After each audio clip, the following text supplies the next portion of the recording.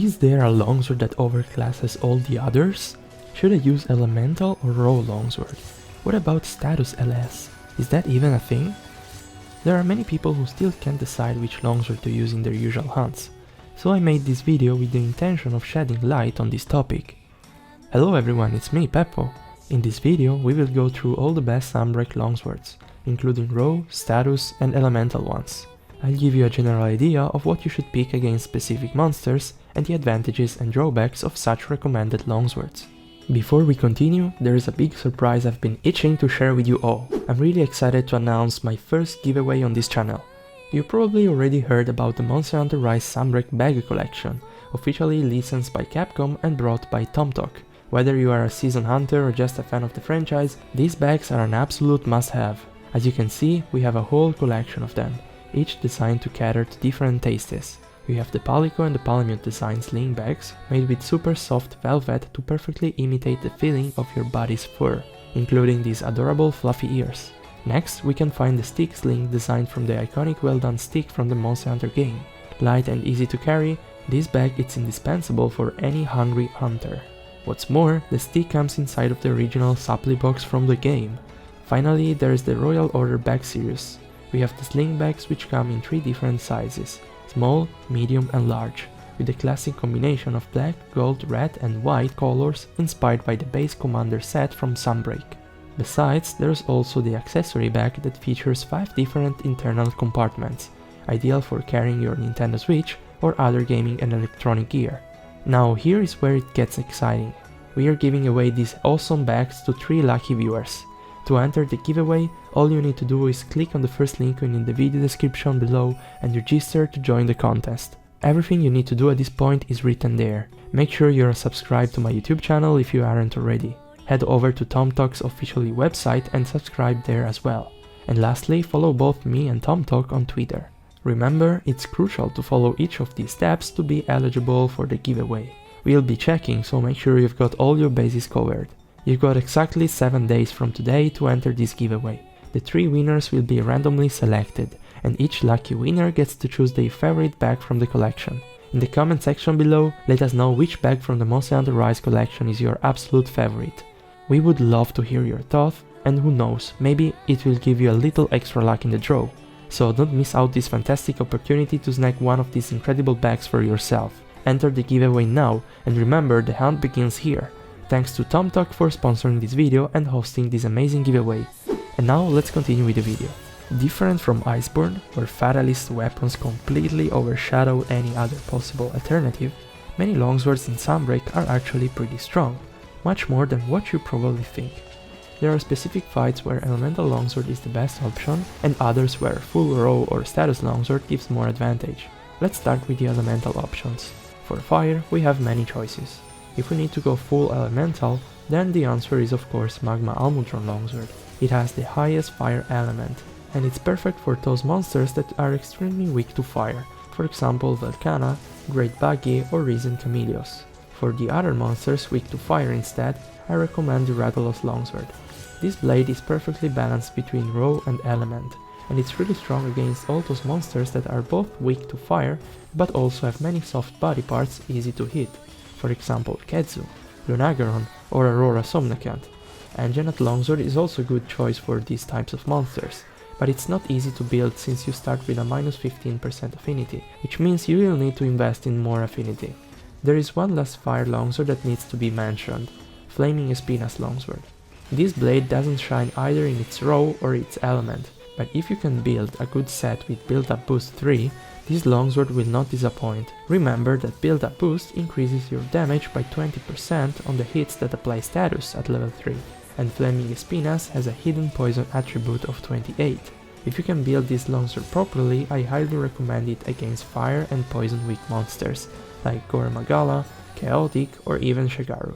For water, we have Amatsu longsword. This blade has an insanely high attack with the addition of the Sealbind boost skill that comes with it, which boosts your raw damage by 10% on all the Sealbind moves, including Hellbreaker, Sakura Slash, Serene Pose, Tempered Spirit Blade, and even the additional ticks you get with the Harvest Moon.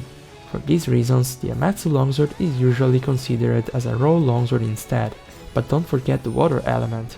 If this weapon is already powerful without considering the element, imagine how strong it can get if the monster is also weak to water.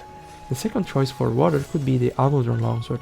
However, since there are no monsters in this game with high water weaknesses, which at the same time are resistant to raw damage, a Matsu Longsword is always the way to go. Indeed, you need to sacrifice something to compensate for that minus 25% affinity, but in the end it's always worth it. For thunder we have the Zinogre Longsword. High attack, good thunder and 30 hits in purple sharpness. This longsword can either be used as full elemental, for example against Shogun Centaur or Daimyo Hermitaur, investing the most in elemental skills, or as a raw weapon against monsters that are also weak to thunder, like Tigrex or Gold Rathian. For ice we have two choices, the full elemental approach by using the Kushala Longsword, or the more raw version, the Volcana Longsword. Both are perfectly viable. Kushala Longsword is perfect against highly ice-weak monsters like Great Rogi or Espinas, while Volcano Longsword is better for those ice-weak monsters that take a lot of raw damage, like Seething Bazel but also Lucent Nargacuga. Lastly, for Dragon we have of course the Primordial Malzeno Longsword. Even if its attack is relatively low compared to other longswords we selected, those 4 slots level 3 are so good that they alone compensate for that drawback. I recommend using this longsword full dragon against Malzeno and Primordial, but it's devastating also on Rathian and Rathalos. Regarding the status longsword, the strongest options are Blast and Poison. Sleep and Paralysis don't come even close in terms of damage, but hunting Diablos using the Para Longsword is a lot of fun, and you should try at least once. While Sleep Longsword is actually not that bad on Seething Bazel, since it is extremely weak to sleep. Anyway, if you want the strongest options, you have to consider either Blast or Poison. Always remember to use build-up boost on status longsword. Getting 20% more damage on hits that apply status is not something trivial. For blast we find Seething Bazel Longsword. 400 attack with 30 hits in purple is just disgusting. No matter if the monster is weak to blast or not, you want to use this weapon fully raw, trying your best to hit those weak spots and destroy your enemy. For poison we have two choices. The Lucent Nargacuga Longsword has the highest damage potential, but might be a bit tricky to maintain those 30 hits of purple sharpness for inexperienced users. This longsword also comes with 1 level 4 and 1 level 2 slots, which is pretty solid, while the Rampage Deco is at level 1, so you need to invest 4 augment points to make it reach level 2, so you can slot in the anti-speeches jewels. The other and safest choice is the Gold Rathian Longsword. That white sharpness penalizes this longsword a bit, but in return you have 10% base affinity and much more poison. It is easier to use because you have plenty of white sharpness, so it's perfect even for less skilled users. Remember to use Camellia's Blessing at level 3 and Foray to further boost your attack and affinity when you use poison longswords. Finally, let's talk about our pure raw options. Well, actually there is only one good choice. Tigrex Longsword. This blade has the highest attack with 40 hits in purple sharpness. However, it comes with a minus 15% affinity and no deco slots. The Desperate Roar Plus is a great alternative for all those players who can't build a proper set for status longsword using build-up boost. In fact, if you really want to take the most out of poison and blast longsword, you will have to get build-up boost level 3, either by rolling via Curio Augments or Curio Charm. Tigrex Longsword, like Status Longsword, is always the best solution against monsters that don't have any real elemental weakness, or they simply take so much raw damage that the element doesn't matter that much. For example, on Narwa the Old Mother, or Valstrax and Risen Valstrax that literally take 0 elemental damage when it is enraged.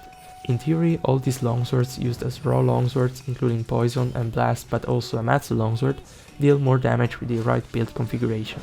However, that is only true if you can consistently hit the weak spot, which requires great skills and the majority of users can't do that. Runners who reset hundreds of times before getting their perfect runs can do that indeed, but they are not a good example to represent the great majority of the longsword users in Sunbreak. Moreover, speedruns are usually done solo, so it's easier to land counters and focus on the weak spots. While in multiplayer it can get pretty chaotic and landing hits consistently on the weak spot sometimes is just impossible. On top of that, the playstyle also influences this aspect. There are attacks that favor raw, like Spirit Release Slash, Serene Pose or Helmbreaker, and others that favor more the element, like Sakura Slash, Yesprit Slash, and all the base longsword attacks including the Spirit Blade 1st, 2nd and 3rd. Based on each user's playstyle, raw and elemental longsword might make a very great difference. That said, I hope you guys enjoyed this video. Remember to join the giveaway to get a chance to win your favorite bag from the Sunbreak collection. Well done, see you in the next video, bye!